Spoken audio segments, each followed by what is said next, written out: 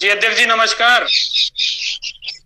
नमस्कार। जी बहुत और प्रयास कुली हो रहा है, खैर आज हम बात नहीं हो पा रही। जी मैं आपसे एक रिक्वेस्ट करूंगा, कमेंट ऑफ कर दीजिए एक बार। जी हाँ, कमेंट मैंने आप जी कर दिया।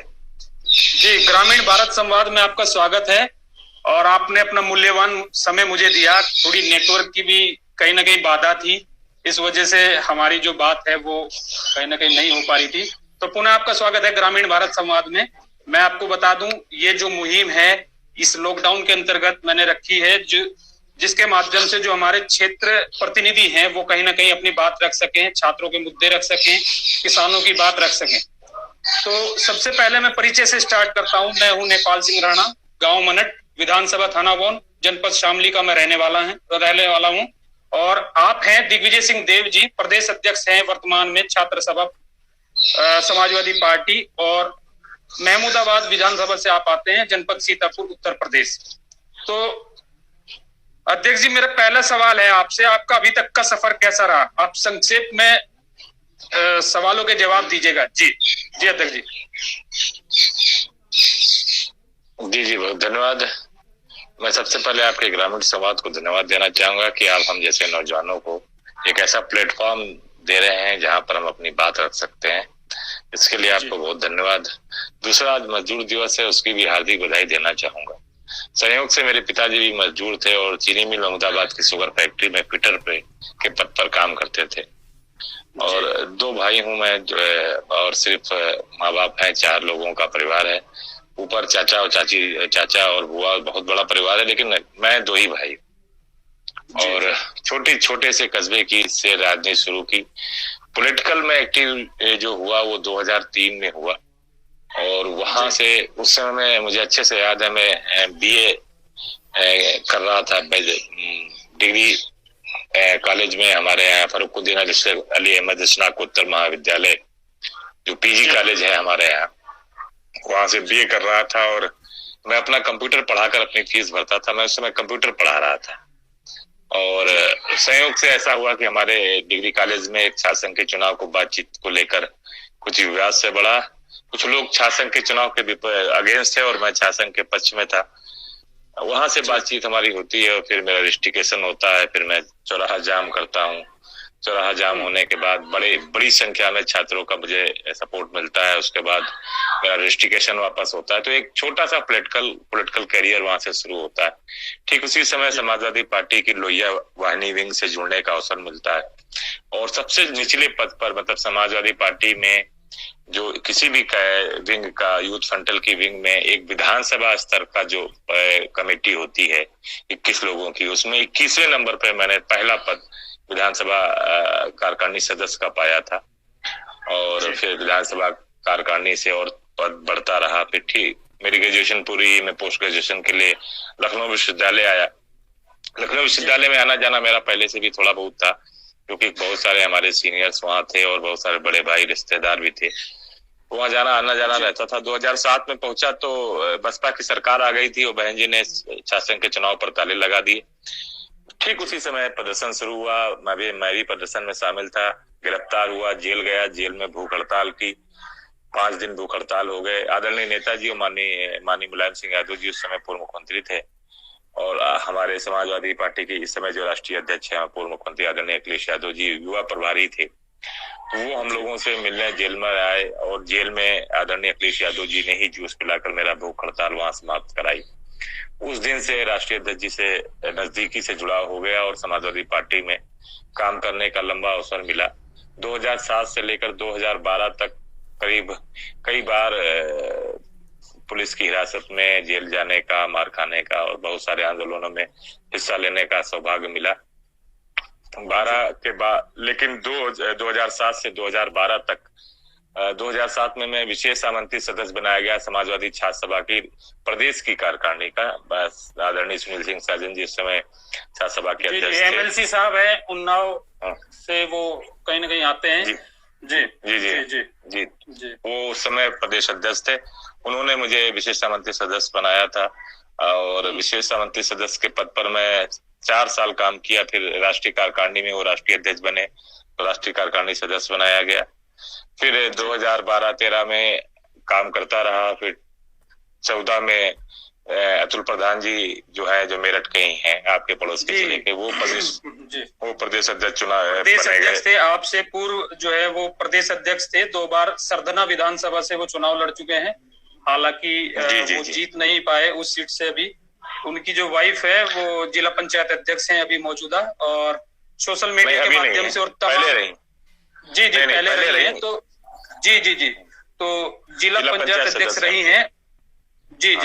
और सोशल मीडिया के माध्यम से और तमाम ऐसे प्लेटफॉर्म है, मैं उनको देखता रहता हूँ। आज की डेट में वो कहीं ना कहीं समाज का हित के कार्य करते रहते हैं, और कोई भी भूखा ना सोए, उन्होंने एक अच्छी मुहिम चला रखी है। हालांकि मैं देखता रहता हूँ समाजवादी पार्टी के जो भी कार्यकर्ता हैं, चाहे वो कानपुर विश्वविद्यालय से लेके लखनऊ विश्वविद्यालय से लेके तमाम इलाहाबाद विश्वविद्यालय में वो, और मैं आपको भी देखता रहता हूँ फेसबुक के माध्यम से और इंस्टाग्राम के माध्यम से, कोई भूखा ना सोए, और उसके अंतर्गत आप काम में लगे रहते हैं कहीं ना कहीं। ये बहुत ही अच्छी बात है।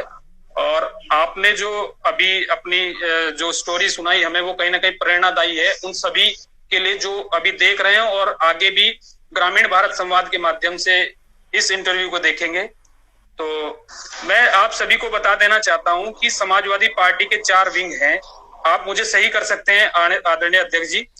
जो सबसे पहला है समाजवादी छात्र सभा और युवजन सभा, समाजवादी युवजन सभा, समाजवादी लोहिया वाहिनी और मुलायम सिंह यूथ ब्रिगेड। तो कहीं ना कहीं एक जिम्मेदारी है आपके ऊपर छात्रों की। तो जो आज का जो विषय है अध्यक्ष जी, वो है कोविड-19 लॉकडाउन के प्रदेश के छात्रों व विश्वविद्यालय स्तर पर प्रभाव व सुझाव व समीक्षा।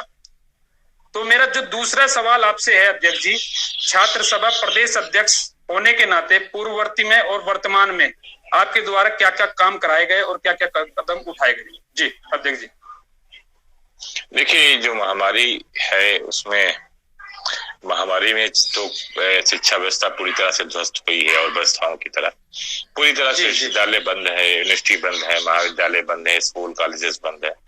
हम लोगों ने प्रयास किया, और छात्रों के चूंकि नौजवान चीजों को अच्छे से स्प्रेड करता है, अच्छे से लोगों के बीच फैलाता है, बात रखता है। तो नौजवानों छात्रों के माध्यम से ये प्रयास किया कि लोगों तक ये जानकारी पहुंचे कि डरे नहीं, डरने जैसी बात नहीं है, हिम्मत रखने की बात है, लड़ने की बात है। लॉकडाउन में जो सोशल डिस्टेंसिंग वाला वो रखना है, सामाजिक दूरी, उसको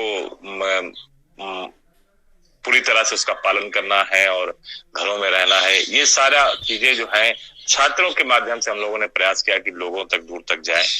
और अपने कार्यकाल में मैं खैर छात्र सभा प्रदेश अध्यक्ष रहते मुझे ज्यादा समय चूंकि नहीं मिला। 2016-26 मार्च को बना था मैं, तो मुझे 5-6 महीने का समय मिला, और 19 सितंबर 2016 में ही मैं हट गया था। आपको याद होगा पार्टी में हमारे कुछ घरेलू पार्टी के अंदर ही विवाद था, तो विवाद था। शिवपाल जी, आदरणीय शिवपाल जी, और तो कहीं ना कहीं बाहर निकल के आया था विवाद जी।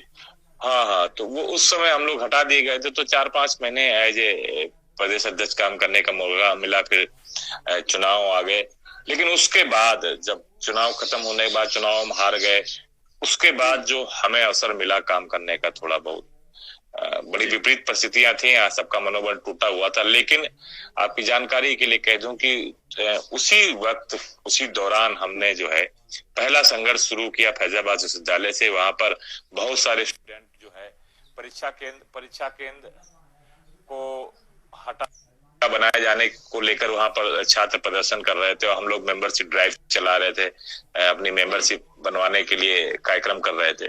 तो उन छात्रों के साथ हम लोगों ने 4 घंटे बैठकर वहां पर प्रदर्शन किया और परीक्षा केंद्रों को बहाल कराया उसी साकेत महाविद्यालय में।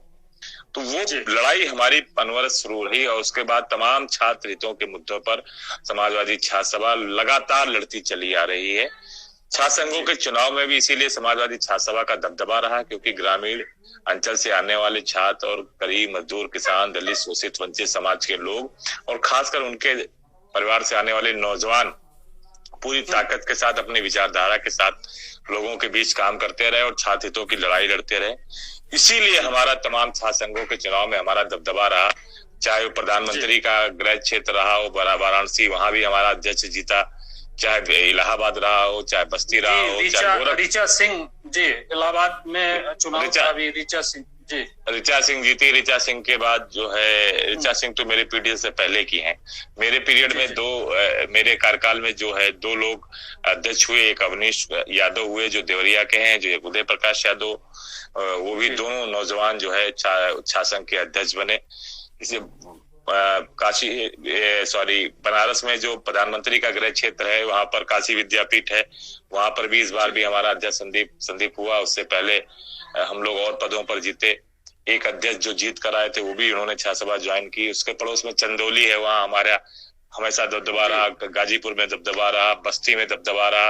आपकी जानकारी के लिए कह दूं कि नोएडा जैसे कॉलेज, जहां वीर भोज कॉलेज महाविद्यालयों में, वहां भी छात्र संघों में जो है पहली बार समाजवादी छात्र सभा ने पताका फहराई। मेरठ में भी हमारा दबदबा रहा। कुछ जगहों पर 1 वोट से 2 वोट से। चौधरी चरण सिंह विश्वविद्यालय से ही मैं आपकी जानकारी के लिए बता दूं, जो पूर्व अध्यक्ष आदरणीय अतुल प्रधान जी हैं, वो छात्र नेता रह चुके हैं चौधरी चरण सिंह विश्वविद्यालय में। और जी पश्चिम जी, जैसे पूर्वांचल में समाजवादी पार्टी का जो दबदबा है, उसी तरीके से पश्चिमांचल के बहुत बड़े नेता हैं और युवाओं की आवाज कहीं ना कहीं रखते हैं। तो उनका भी कदम जो है सराहनीय है समाजवादी पार्टी को लेकर के, आदरणीय अतुल प्रधान जी का। मेरी बात हो रही थी उनसे, जल्द ही वो भी ग्रामीण भारत संवाद से हमारे साथ जुड़ेंगे 1-2 दिन के बाद।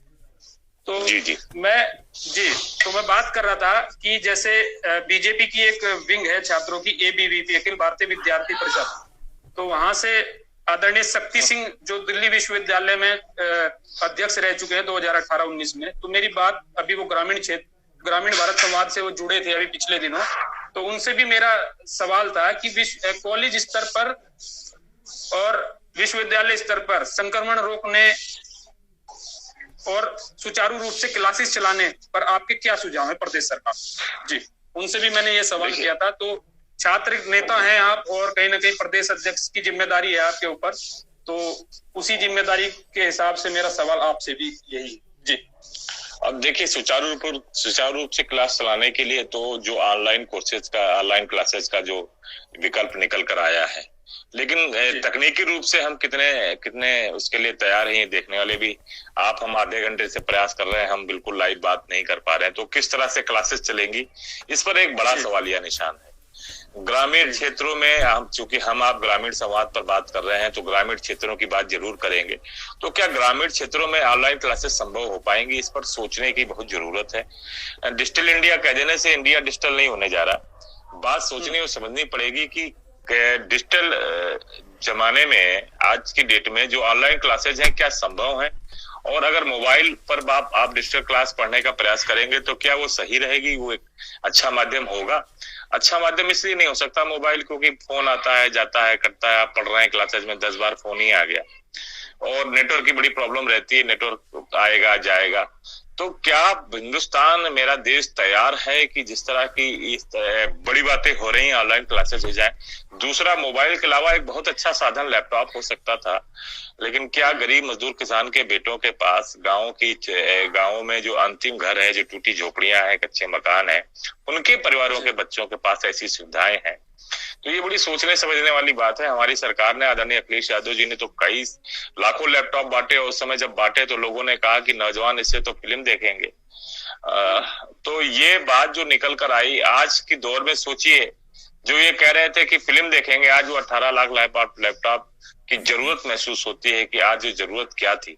हाँ, इस सरकार ने वादा जरूर किया था अपने संकल्प पत्र में, और कहा था हम संकल्प लेते हैं कि लैपटॉप देंगे प्लस 2 GB डाटा देंगे। खैर, इनकी बातें हैं, बातों का क्या है भाई, तो बड़ी बातें करने में माहिर है। खैर, वो डाटा और सब रह गया। मैंने पिछली बार भी आपसे एक निवेदन किया था, इस बार भी निवेदन कर रहा हूँ कि कम से कम एक सॉलिड 50-100 GB डाटा जो है नौजवानों को दे दें। घर में रहेंगे, ज्यादा अच्छा रहेगा, पढ़ाई के में भी माध्यम काम आएगा। अब कोई मूवी देखेगा तो कोई बात नहीं, नौजवान है, थोड़ा मूवी भी देख लेगा, कम से कम घर में तो रहेगा, ये तो बड़ी बात है। तो जो 2 GB 3 साल का गायब हुआ है, अपना पूरा जोड़ जाड़ के एक बार में ही 150 GB दे देते हैं नौजवानों को। तो नौजवानों की पढ़ाई, जिसको देखिए अच्छा इस्तेमाल करने वाला अच्छा इस्तेमाल कर लेगा, बुरा करने वाला बुरा ही करेगा। आप क्लासरूम में बैठा के क्या कर लोगे, वो क्लासरूम में बैठ के भी गड़बड़ कर ही देता है। तो एक एक वैकल्पिक सिर्फ एक यही है, जो वैकल्पिक कदम है कि हम जो ऑनलाइन क्लासेस चलाएं, पर वो तकनीकी रूप से सुदृढ़ नहीं नजर आता, मुझे मजबूत नजर नहीं आता। तो सरकार से ये निवेदन है कि किस तरह से मजबूत साधन हो नौजवानों के पास, और मजबूत तकनीकी रूप से हम मजबूत हो, कि नेटवर्क हमारा ठीक हो।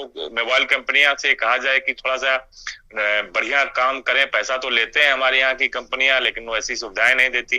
हिंदुस्तान में, दुनिया में सबसे डम्प कंज्यूमर हम लोग हैं, सबसे मूर्ख कंज्यूमर हमारा। 150 2-4 रुपया 10-20 पैसा कट जाता है, हम कभी पूछते नहीं है। तो ये बेचारे नौजवान हैं, इनके लिए पूरी मजबूत व्यवस्था क्या हो, इसको सरकार को सोचना चाहिए। फ्री डाटा देना चाहिए, 100 GB डाटा देना चाहिए कम से कम, जो है नौजवान क्लासेस का सहारा ले सके। और लैपटॉप जैसी सुविधा होनी चाहिए। आदरणीय अखिलेश यादव जी को आज लोग इसीलिए याद कर रहे हैं कि लैपटॉप की आवश्यकता है, एम्बुलेंस की आवश्यकता है, अस्पताल की आवश्यकता है, बस की आवश्यकता है। सब जगह अखिलेश यादव जी के विजन ही दिख रहे हैं। तो इसका मतलब ये सिर्फ बस और लैपटॉप और अस्पताल या एम्बुलेंस की आवश्यकता नहीं है, इस उत्तर प्रदेश को अखिलेश यादव जैसे नेता की आवश्यकता है। ये बात निकल कर आई है। जी, कहीं ना कहीं पहले विपक्ष ने आपके ऊपर बहुत सारे आरोप लगाए थे, आदरणीय अखिलेश यादव जी पे भी बहुत सारे आरोप लगाए थे कि लैपटॉप बांटने से बच्चे जो है फिल्म देखेंगे और तमाम ऐसी चीजें थी। लेकिन कहीं ना कहीं समय की जो मांग है, तकनीक के दो फायदे और नुकसान दोनों ही हैं। कुछ लोग उस पे अमेजन प्राइम में मूवी देखते हैं, नेटफ्लिक्स में मूवी देखते हैं, लेकिन कहीं ना कहीं जो ऑनलाइन क्लासेस हैं आज के समय में, तो तकनीक का सही तरीके से इस्तेमाल अगर किया जाए तो तकनीक अच्छी चीज होती है। कहीं ना कहीं पढ़ने अखिलेश यादव जी जो थे वो उन्होंने खुद बीटेक किया है, तो जाहिर सी बात है उनके दिमाग में इस तरह की चीजें थी उस टाइम पे, जब 2012 में उन्होंने लैपटॉप वितरण किया। जी, हमारे देश में उस समय मैं कानपुर विश्वविद्यालय में हुआ करता था। 2012 से 2016 मैंने स्नातक किया है, बी फार्मेसी की है कानपुर विश्वविद्यालय में। और 2016 जैसे मैं पास आउट हुआ था तो आप प्रदेश अध्यक्ष बने थे, मुझे याद है। आपके जो होर्डिंग्स, बैनर, वो विश्वविद्यालय के बाहर कहीं ना कहीं देखने को मिलते थे हमें। और तमाम ऐसे छात्र नेता हैं जैसे दीपक सिंह, सम्राट विकास यादव और कुलदीप सिंह यादव, राजन भाई थे हमारे, राजन चंदेल बांदा वाले। तो तमाम जो समाजवादी भाई हैं वो कहीं ना कहीं आपकी जो चीजें हैं उनको आगे बढ़ा रहे थे। जी, आप कुछ कह रहे थे अध्यक्ष जी। हम देखिए, नेटफ्लिक्स पे फिल्म देखेगा, अमेजन प्राइम पे फिल्म देखेगा। हिंदुस्तान में अभी पिछले 2 दिनों में 2 सिनेमा कलाकार हमारे बीच नहीं रहे। कल ऋषि कपूर जी नहीं रहे, उससे पहले इरफान जी नहीं रहे। हमारे देश में जब सोचिए कि देश के प्रधानमंत्री, हमारे बड़े नेता भी, बड़े लोग भी जब इतना महत्व देते हैं, तो फिल्म देखना कोई बुरी बात नहीं है। लेकिन समस्या ये है कि फिल्म के साथ अपनी पढ़ाई भी कर लें, वो जरूरी है। तो ये जो भी बिंदु रखते थे वो सिर्फ मतलब कहते हैं ना कि सिर्फ आधा गिलास पानी देखते हैं, मतलब आधी गिलास खाली गिलास देखते हैं, आधा गिलास भरा पानी नहीं देखना चाहते। तो ये नेगेटिव थॉट वाले लोग हैं और पॉजिटिव सोच के साथ ही काम करने की आवश्यकता है। जी जी। अच्छा, जो मेरा अगला सवाल है वो काफी विवादों में एक मुद्दा आज की डेट में चल रहा है आदरणीय अध्यक्ष जी, तबलीगी जमात। और दुर्भाग्य से मैं ये कहूंगा, जो तबलीगी जमात का जो मुखिया है वो कहीं ना कहीं मेरे गृह जनपद से आता है, मौलाना साहब। तो इस पर समाजवादी पार्टी और आपकी क्या प्रतिक्रिया है? जी देखिए, समाजवादी पार्टी की क्या प्रतिक्रिया है वो तो नहीं बता सकता मैं, लेकिन मैं अपनी निवेदन है थोड़ा संक्षेप में सवालों के जवाब दीजिएगा, क्योंकि फिर समय सीमा हमारी। जी जी जी जी। मैं कह रहा हूँ कि समाजवादी पार्टी की क्या प्रतिक्रिया है, मैं उस पर तो बात नहीं कर सकता। मेरी पर्सनल अपनी राय है। तबलीगी जमात जो है, आप जानते होंगे कि जमात किन कारणों से की जाती है। बाहर देशों के लोग या खुद एक मुसलमान अपने जीवन काल में कुछ समय धर्म के प्रचार प्रसार के लिए निकालता है। प्रश्न यहाँ इस बात का उठता है कि आखिर इस जमात को परमिशन कैसे मिली कि इतने बड़े में वो मरकज में रह के और ये सब प्रोग्राम कर रहे थे। लोगों ने कहा कि उनको रोका गया था। तो जब रोका गया था तो दूसरे दिन उनके कार्यक्रम पर कार्रवाई क्यों नहीं हुई? दूसरे दिन उनके कार्यक्रम को क्यों नहीं रोका गया? और क्यों उन लोगों को वहां से निकलकर जाने दिया गया? ये भी एक बड़ी बात थी। जितने लोग जमात में शामिल थे वहां पर, उसमें मरकज में, सबको आप क्वारंटाइन कर लेते और क्वारंटाइन करने के बाद जो बीमार थे उनका इलाज होता, जो बीमार नहीं थे उनको छोड़ दिया जाता। दूसरी बात देखिए, क्वारंटाइन एक डर है आपस में, इस बात को समझिए। नहीं, इसमें कोई भी उनको संदेश दे दिया गया था कि आप जो है यहाँ से चले जाइए, आप अपने अपने घरों पे चले जाइए, लेकिन उस संदेश को नजरअंदाज करते कुछ मौलाना साद की जो वीडियोज आई वो कहीं ना कहीं सवाल या निशान खड़ा करती है, और ये एक जांच का विषय भी है। कल मेरे साथ विधायक शामली भी थे, जो कांदला जो क्षेत्र आता है उन्हीं के अंतर्गत आता है। मैंने उनके सामने भी ये बात रखी थी। आप मेरा जो इंटरव्यू है वो देखिएगा उनके साथ जरूर। जी, तो आप बताइए, आप कुछ कह रहे थे तबलीगी जमात को लेकर के। जी हाँ, तो भाई प्रश्न का विषय का मतलब ये प्रश्न है, जांच का विषय है भाई, कि कैसे निकलने दिया गया, पुलिस ने जाने कैसे दिया गया, इतनी बड़ी चूक हो कैसे गई। दूसरा बात जो मेरा अपना मानना है, मुझे लगा कि देश में शुरुआत में ये कोरोना एक डर हो गया, जिसको हुआ कोई खाली जमाती क्यों, हमारे यहाँ करिश्मा कपूर जी आई, निकल कर आ गई, बीमार रही, नहीं बताई, जब उन्हें सिम्टम्स दिखाई दिए तब जब ज्यादा दिक्कत आ गई तब वो बाहर निकल कर आए। तो ये पहला डर था लोगों के मन में कि क्या होगा हमारे साथ, प्रोसेस क्या होगा, हम क्या हमारे साथ क्या जाएगा। और एक आईएएस जो केरल से भाग के कानपुर आ गया, कोई मिश्रा जी थे, तो जब पढ़े लिखे लोग इतने घबराए हुए थे तो आम आदमी भी घबरा सकता है। लेकिन दूसरी पक्ष ये है कि इससे जो डर था इसको खत्म करना चाहिए था, सरकार को कहना चाहिए था कि क्वारंटाइन में आपके साथ ऐसा होगा। और जो लोग नहीं निकल कर आए, इतनी ज्यादा बातचीत होने के बाद, इतना सरकार की तरफ से प्रचार प्रसार होने के बाद, लोगों के द्वारा, मीडिया के द्वारा, पेपर्स के द्वारा, आप जैसे चैनल के द्वारा, फेसबुक के द्वारा भी इतनी जानकारी होने के बावजूद जो लोग नहीं निकल कर आए, ये उनकी गलती है। और ये अगर वो जानबूझकर ऐसा कर रहे थे तो फिर वो दंड के भागीदार है, उन्हें दंड मिलना चाहिए। अब वो चाहे साध हो चाहे कोई हो, जो भी गलत कर रहा है और जो देश के प्रति खतरा बन जाए, या ये बातें जो देश को नुकसान पहुंचाने वाली हो, एकता अखंडता को तोड़ने वाली हो, उनके खिलाफ कार्रवाई होनी चाहिए। इसमें कोई इब्बट नहीं होना चाहिए, ये तो बिल्कुल क्लियर कट लाइन है। और दूसरा जो सबसे बड़ी बात है, इस अफवाह का माहौल ना बनाया जाए। बहुत सारी इसी बीच जो खबरें आई वो बाद में अफवाह बनकर आई, पता लगा कि ये सब बातें अफवाह। सहारनपुर की पुलिस को क्लेरिफिकेशन दिया गया कि वो संतरे की चाटने वाली बात वो गलत थी, फल को चाट कर नहीं बेच रहे थे, वो मानसिक रूप से विक्षिप्त थे, और वो पुरानी वीडियो थी। एक जो थूकने वाली वीडियो थी वो महाराष्ट्र की वीडियो थी, वो बात निकल कर आई बाद में साफ में। तो ये अफवाह जो बीच में पॉलिटिकल माइलेज लेने वाली बात है, ये बात बहुत गलत है। किसी भी परिस्थितियों का पॉलिटिकल माइलेज लेना ही जो है चीजों को बिगाड़ देता है। तो कहीं ना कहीं इसमें राजनीति है और इसको समझा जाना चाहिए। तबलीगी जमात के ही लोग अब हमारे यहाँ प्लाज्मा सैंपल के लिए आगे आ रहे हैं, प्लाज्मा के लिए अपना ब्लड दे रहे हैं, एक अच्छी पहल वो भी कर रहे हैं। और बहुत सारे हमारे मुस्लिम नेताओं ने जी मैं उसी बात को लेकर के बात कर रहा था कि कुछ लोगों की वजह से, चाहे वो किसी भी जाति विशेष के हों या अपने हिंदू भाई भी हों, गलत लोग हर जगह हैं, और कुछ गलत लोगों की वजह से पूरी कौम को कहीं ना कहीं सवालिया निशान की ओर से नहीं देखना चाहिए और उनको शक की निगाहों से नहीं देखना चाहिए। ये भी एक बहुत बड़ा पाप है मेरे हिसाब से, जो मुझे लगता है। ये बिल्कुल निजी राय, ये समझना चाहिए। आपने देखा कि पुलिस वालों के हाथ किसने काटे, लेकिन अब कहें कि सारा सिख समाज दोषी है तो हम ये नहीं कह सकते।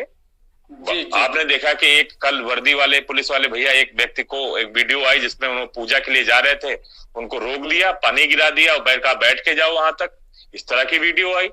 ये अच्छी बात नहीं है। एक हमारे यहाँ घटना हुई, पुलिस वालों ने, हमारे महमूदाबाद में घटना हुई, एक आदमी का जबरदस्ती चालान काट दिया, उसने जाके सुसाइड कर लिया। तो और दूसरी तरफ कुछ पुलिस वाले ऐसे हैं जो किसी की दवाई पहुंचा रहे हैं, किसी की मदद पहुंचा रहे हैं। तो एक दो चार लोगों के अच्छे बुरे होने से किसी पूरी कम्युनिटी को, पूरे समाज को, इस पूरे वर्ग को, इस पूरे धर्म को आप गलत नहीं कह सकते। अच्छे बुरे सब तरफ है, और अच्छे बुरे में फर्क करने की आदत होनी चाहिए। उससे धर्म से जोड़कर नहीं देखा जाना चाहिए। अच्छे बुरे आदमी हर जगह होते हैं। जी अध्यक्ष जी, बिल्कुल सही बात कही आपने। गलत लोग हैं, उनका विरोध दलगत राजनीति से ऊपर उठ करके होना चाहिए, चाहे वो किसी भी धर्म से जुड़े हैं। तो मेरा अगला सवाल है अध्यक्ष जी आपसे, जैसे विश्वविद्यालय चुनाव को लेकर आपका क्या कहना है? क्योंकि मैं आपको एक वाकया बताता हूं। जब मैं कानपुर विश्वविद्यालय में था 2012 से तो 2013 में कुछ अफवाहें उड़ती थी कि कानपुर विश्वविद्यालय में ऐसे जो हमारे मित्र थे, मयंक प्रताप पटेल और जो समाजवादी छात्र सभा से कहीं ना कहीं जुड़े हुए थे, और दीपक सिंह, सम्राट विकास यादव, इनके नाम ले चुका हूँ, राजन चंदेल। फिर कुछ दिनों बाद फिर वो बात ठंडी हो जाती थी। तो इस पर आपका क्या कहना है कि कानपुर विश्वविद्यालय में और तमाम, जैसे इलाहाबाद विश्वविद्यालय में चुनाव होते हैं, लखनऊ विश्वविद्यालय में चुनाव होते हैं, लेकिन ऐसा क्या है कि कानपुर विश्वविद्यालय में इस तरह की चीजें नहीं हुई आपकी सरकार रहती है? देखिए, लिंग 2 की सिफारिशों के बाद, जब लिंग 2 की सिफारिशें लागू हो गई, उसके बाद कहीं ना कहीं विश्वविद्यालय एक बड़ा कारण हो गया चुनाव कराने का। विश्वविद्यालय को पूरा अधिकार दिया गया कि वो चाहे तो चुनाव कराए, सरकार के आदेश होने के बावजूद भी। तो कहीं ना कहीं विश्वविद्यालयों की अपनी मनमानी की वजह से, अपनी तकनीकी खामियों की वजह से, या कोई ना किसी चीज की आड़ लेने की वजह से, व्यवस्थाओं की आड़ लेने की वजह से, कि हमारे पास व्यवस्थाएं नहीं है, हमारे पास पूरी चीजें मुहैया नहीं है, या किसी की स्टे पर या किसी कानूनी दांवपेच में फंसाकर ही बहुत सारे ऐसे विश्वविद्यालय और ऐसी संस्थाएं थे जहां चुनाव नहीं हो पाए। लेकिन जब समाजवादी पार्टी की सरकार, आदरणीय मुलायम सिंह यादव जी का समय रहा हो या आदरणीय अखिलेश यादव जी का रहा हो, छात्र संघ चुनाव का पहला जो फरमान समाजवादी पार्टी, जो सबसे पहला आदेश कागज जारी होता था समाजवादी सरकार का, वो छात्र संघ चुनाव से होता था। क्योंकि छात्र संघ चुनाव एक ऐसा प्लेटफॉर्म है जहां से गरीब, मजदूर, किसान, पीड़ित, शोषित, दलित और पिछड़े वर्ग के ऐसे नौजवान निकल कर आते जो सपने में राजनीति नहीं कर सकते थे। तो ये एक सीधा प्लेटफॉर्म था। इसलिए समाजवादी विचारधारा और समाजवादी सरकार जब बनी है, तब छात्र संघ के चुनाव ताले खोले गए, छात्र संघ के चुनाव कराए गए। और जहां चुनाव नहीं हो पाते हैं वहां कुछ तकनीकी खामियां रहती हैं। हमारे लखनऊ विश्वविद्यालय में चुनाव नहीं हो पाया, एक छात्र नेता चला गया, उसके लिए कोर्ट चला गया, तो बहुत दिन तक उसकी वजह से टला रहा। तो कहीं ना कहीं तकनीकी खामियों से होते हैं, लेकिन ज्यादातर विश्वविद्यालयों में, महाविद्यालयों में चुनाव होते हैं। हमारी सरकार में चाहे वो मेरठ रहा हो, आगरा रहा हो, इलाहाबाद रहा हो, फैजाबाद रहा हो, बनारस रहा हो, गोरखपुर रहा हो, बस्ती रहा हो, सब जगह चुनाव होते हैं छात्र संघ के। रोहिलखंड में भी नहीं हो पाते, रोहिलखंड की भी थोड़ी सी दिक्कतें हैं। जी अध्यक्ष जी, ये तो खैर नहीं पता कि आगे भविष्य में क्या होता है, कि काल के गर्भ में क्या छुपा है, ये कोई नहीं जानता। लेकिन अगर 2022 में अगर समाजवादी सरकार आती है, और ये सवाल भी भेजा है मुझे कुछ लोगों ने, तो कानपुर विश्वविद्यालय में चुनाव पॉसिबल है या नहीं? जी देखिए, ये इसके लिए वहां के छात्र नेताओं को निकलकर आगे आने की जरूरत है। छात्र नेता एक्टिव है, मैंने बताया आपको, छात्र नेता वहां के एक्टिव है। वो कहीं ना कहीं, चाहे तमाम मैंने जो नाम लिए हैं उनमें कुलदीप सिंह प्रेमी जी भी थे। ठीक है, एक्टिव है, लेकिन सुनिए, छात्र संघ के चुनाव की मांग को लेकर वहां कोई प्रदर्शन हमने नहीं सुना अपने अध्यक्ष होने के कार्यकाल में। नहीं, ऐसा नहीं कह सकते। छात्रवृत्ति को लेकर के तमाम प्रदर्शन, मैंने कहा ना, स्कॉलरशिप के लिए मुद्दे उठते हैं, फीस के लिए उठते हैं, हॉस्टल के लिए उठते हैं, लेकिन छात्र संघ चुनाव को लेकर अभी तक कोई वहां पर प्रदर्शन नहीं हुआ। मेरी जानकारी मुझसे पहले हुआ होगा, मैं 2016 की बात कर रहा हूँ, 26 मार्च 2016 के बाद। इधर 3 सालों में भी किसी तरह का कोई धरना प्रदर्शन नहीं हुआ, और उस तरह की कोई मांग निकल कर नहीं है। भविष्य हमारी सरकार बनेगी समाजवादी पार्टी की, नहीं हम मतलब ये तो आप अध्यक्ष जी वो बात कह रहे हैं कि अगर धरना प्रदर्शन होगा तो चुनाव होंगे। ये तो आप हमारी बात थोड़ी अपनी स्थिति स्पष्ट कीजिए। आप 2022 में अगर आपकी सरकार आती है तो आप जो है कानपुर विश्वविद्यालय में चुनाव के हक में है या आप नहीं? हमारी बात समझिए। समाजवादी पार्टी की सरकार 2003 में बनी, 2012 में बनी। एक जनरल आदेश पारित होता है, एक सामान्य आदेश सभी छात्र संघ के चुनावों के लिए, सभी विश्वविद्यालय और महाविद्यालयों के लिए एक निर्देश जारी होता है कि आप अपने यहाँ लिंग 2 के सिफारिशों के अनुसार चुनाव कराएं। उसके बाद सरकार की जिम्मेदारी खत्म होने के बाद विश्वविद्यालय प्रशासन की जिम्मेदारी शुरू हो जाती है कि वहां छात्र संघ के चुनाव हो। अब उसमें क्या कमियां रह जाती हैं, ये विश्वविद्यालय प्रशासन को देखना होता है।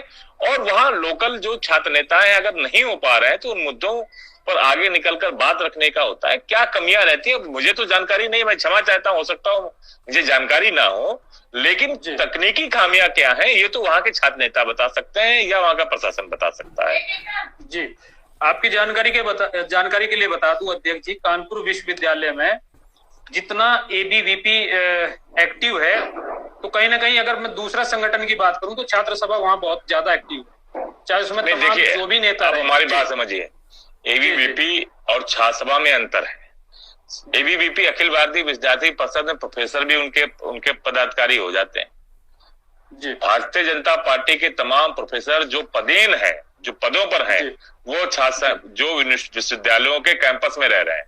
हमारे यहाँ विश्वविद्यालय में दिनेश शर्मा जी बहुत दिन तक रहे, मेयर रहे, भाजपा से जुड़े रहे।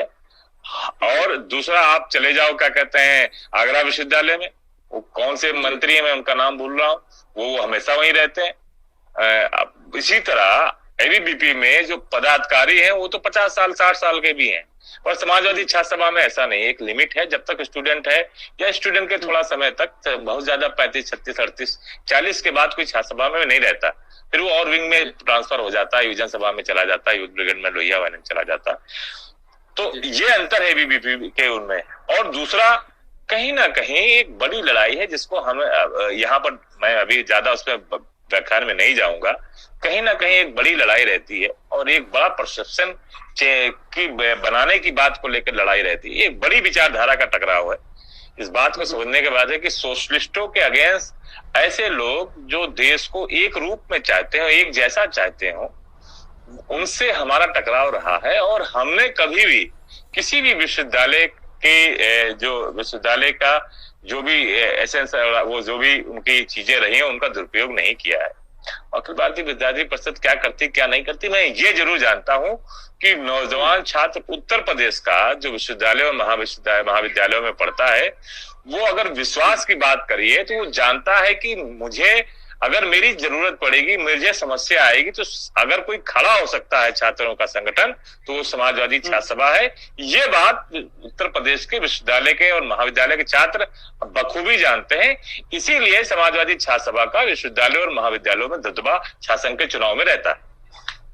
जी, अच्छा, मेरा अंतिम सवाल है अध्यक्ष जी आपसे, जैसे भविष्य में विश्वविद्यालय स्तर पर और प्रदेश के विभिन्न कॉलेज स्कूलों में जो बढ़ती फीस आप देख रहे हैं और शोषण भी हो रहा है अभिभावकों का, तो इस पर प्रदेश सरकार को आपके क्या सुझाव हैं? जी, प्रदेश सरकार सुझाव पहले माने तब तो। हम तो कई बार उस मुद्दों को लेकर प्रदर्शन करते चले आ रहे हैं।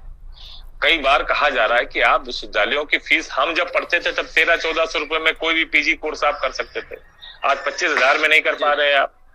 जब हम पढ़ते थे हॉस्टल में 800-900-1200 रुपए में हम हॉस्टल में रह लेते थे, खा लेते थे, आज 3,000 महीने पर नहीं रह पा रहे हम लोग।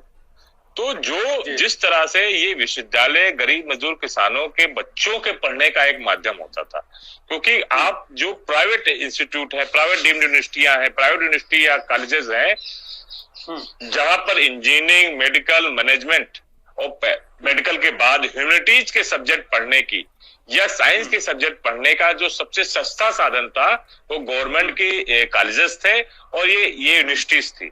इनका जो एक सबसे सस्ता रास्ता था, जो कम पैसे में गरीब मजदूर किसान का बेटा पढ़ सकता था, उसको इतना महंगा कर दिया कि आज कहीं ना कहीं शिक्षा, एजुकेशन जो है वो गरीब के हाथ से फिसलती जा रही है। तो बढ़ती फीस को लेकर हमने शुरुआत से लड़ाई लड़ी है और विश्वविद्यालयों को अच्छा बनाने का काम, विश्वविद्यालयों को सुधारने का काम, विश्वविद्यालयों को ग्रांट देने का काम। आप हमारा लखनऊ विश्वविद्यालय है, समाजवादी सरकार ने ही मुहिम चलाई थी। एक बस चलाते थे हम लोग, जो शटल बस चलती थी, वो एक न्यू कैंपस से लेकर ओल्ड कैंपस जाती थी। इसी तरह इलाहाबाद के लिए भी छात्रों के लिए बस चलाई गई। ये काम सिर्फ समाजवादी सरकार कर सकती है, क्योंकि सोच वैसी है, वो ऐसा काम करना चाहते हैं। विश्वविद्यालय कैंपस को 1.25 करोड़ रुपया दिया गया, 125 करोड़ रुपया, 35 करोड़ रुपए तो हॉल के लिए दिए गए। इतना पैसा विश्वविद्यालयों को सुधारने के लिए दिया गया। ये सरकार बताए ना किसने कौन से नए विश्वविद्यालय बनाए, कौन नए कॉलेजेस बनाए और मेडिकल कॉलेज कौन से बनाए। आज उत्तर प्रदेश की जो आबादी है उसमें बड़ी संख्या में डॉक्टरों की जरूरत है, इस कोरोना महामारी ने सिद्ध कर दिया। लेकिन एमबीबीएस सीटें बढ़ाने का काम किसी ने किया, तो आदरणीय अखिलेश यादव जी ने 500 सीटें बढ़ाई उत्तर प्रदेश में और 6 नए मेडिकल कॉलेज स्टेब्लिश करने का प्रयास किया। तो ये सब काम सोच के साथ हो सकता है, विजन के साथ हो सकता है। जो आपके पार्टी के अच्छे कार्य हैं, उनकी प्रशंसा कहीं ना कहीं दलगत राजनीति से ऊपर उठकर होनी चाहिए, जरूर होनी चाहिए, मैं वो नहीं कहता। लेकिन एक पत्रकार होने के नाते और एक विपक्ष की जो भूमिका होती है, उसकी भूमिका यही होती है कि जो सरकार है, तत्कालीन सरकार है, उससे अगर उन्होंने कुछ वादा किया है तो वो कहीं ना कहीं उसको जगाते रहें, उनको बताते रहें कि आपने ये वादा किया था। तो इसी वजह से मैंने आपका ये सवाल लिया। तो नहीं, मैं आपकी जानकारी के लिए बता दूं, अभी पिछले साल 8 दिसंबर को ख्वाजा मोइनुद्दीन चिश्ती है, वहाँ एक प्राइवेट यूनिवर्सिटी है, डीम्ड यूनिवर्सिटी है, वहाँ के स्टूडेंट जो है जो उनका हॉस्टल फीस की हाइक को लेकर, हॉस्टल फीस वृद्धि को लेकर धरने पर 3 दिन से बैठे हुए थे। मैं 8 बजे करीब 8 बजे उन छात्रों से मिलने पहुंच गया। सरकार को देख लीजिए साहब, मैं सिर्फ मिलने पहुंचा, वो वीडियो मैं आपको भेज दूंगा, सिर्फ मैं पहुंचा और मैंने अपना रेफरेंस दिया, बस पुलिस ने मुझे पकड़ा और मुझे लाठियों से पीटना शुरू कर दिया।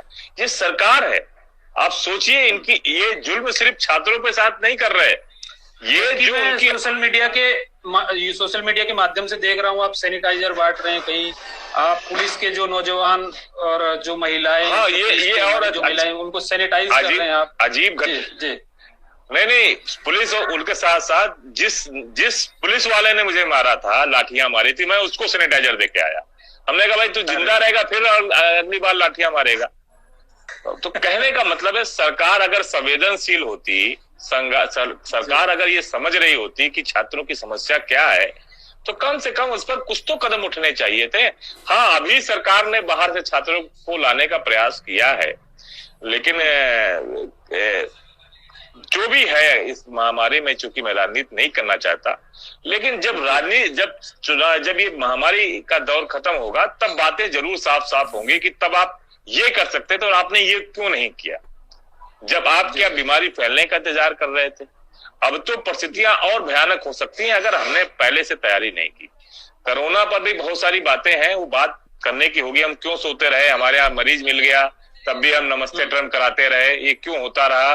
कनिका कपूर ने भी बयान दे दिया कि मेरा कोई टेस्ट नहीं हुआ। अध्यक्ष जी, वो पहले था, नमस्ते ट्रम्प जो आप बता रहे हैं, वो पहले था। तब तक कोई कोरोना का केस भारत में नहीं था। मैं आपको 12 जनवरी को शायद पहला केस, 12 जनवरी को पहला केस था शायद। उस समय भारत में नहीं था। मैं शायद, मुझे एग्जैक्ट डेट तो याद नहीं है। खैर 12 जनवरी को था केरल में पहला पेशेंट, बहुत देर तक एक ही पेशेंट रहा। अच्छा, आदरणीय अध्यक्ष जी, आपने बहुत बेबाकी से मेरे सवालों के जवाब दिए। चलिए, खैर ये बात, और ये समय नहीं है, इस विषय पर बाद में बात करेंगे। अभी तो खैर जी ऐसा संक्रमण काल है, हम लोग सरकार की बातों का पालन कर रहे हैं जी। और मैं, आदरणीय अध्यक्ष जी, आपने बहुत बेबाकी से मेरे सवालों के जवाब दिए, और आप यूं ही युवा नौजवानों की आवाज बनते रहें, और आपके जो सराहनीय कार्य हैं वो भी हम उठाएंगे, जो आपके गलत कार्य हैं हम उनको भी उजागर करेंगे। चाहे उसमें के आपने सीतापुर से और लखनऊ की जो पद यात्रा की थी, वो भी कहीं ना कहीं सराहनीय कदम था। वो बात मैंने जो भाजपा की सरकार है, उनके जो विधायक थे, उनके सामने मैंने रखी थी कि पूर्वांचल में गन्ना किसानों को जो है उनको नहीं मिल पा रहा है समय से। तो जो आपकी अच्छी चीजें हैं वो भी हम उजागर करेंगे, जो आपकी गलत चीजें हैं वो भी हम समय समय पर उजागर करेंगे। तो आपने बहुत बेबाकी से मेरे सवालों के जवाब दिए, तो आप ऐसे ही युवा नौजवानों की आवाज बनते रहें। इन्हीं सभी सब शुभकामनाओं के साथ मैं अब आपसे विदा लेता हूं। नमस्कार, बहुत बहुत धन्यवाद।